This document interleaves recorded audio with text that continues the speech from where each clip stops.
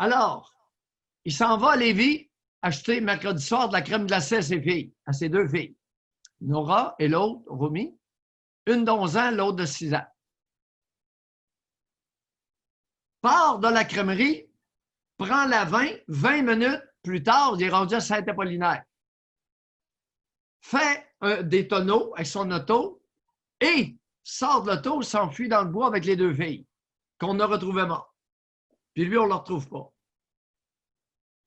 À part d'une crise de jalousie qui a engendré une rage extrême au point de probablement faire des tonneaux volontaires sur la 20.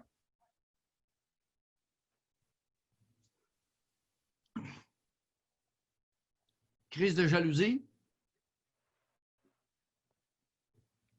Il a une conjointe depuis quelques années. Oui. La mère des filles a un conjoint. A un conjoint depuis quelques années. 2 ans. Depuis 2 ans. Mais où tu t'en vas avec ta crise de jalousie ce matin? Est-ce qu'il est possible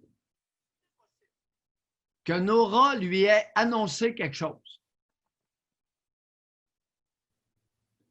Lui a annoncé que possiblement le fait qu'il était animateur scout l'embarrassait et possiblement qu'elle voulait changer sa garde, qu'elle préférait passer plus de temps chez sa mère qu'avec lui.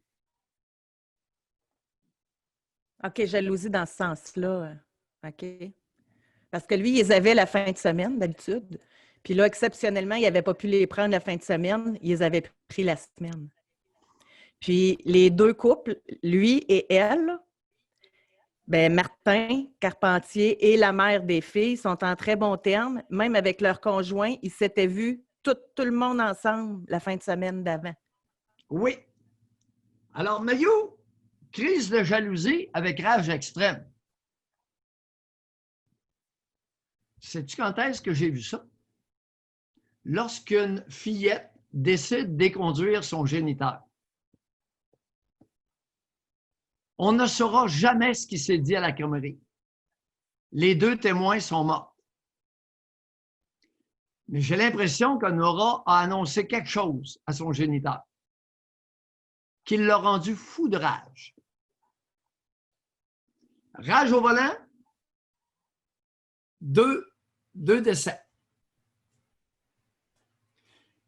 José, ça fait longtemps que je te dis que les pères surinvestis et les pères amoureux de leur fillette sont dangereux.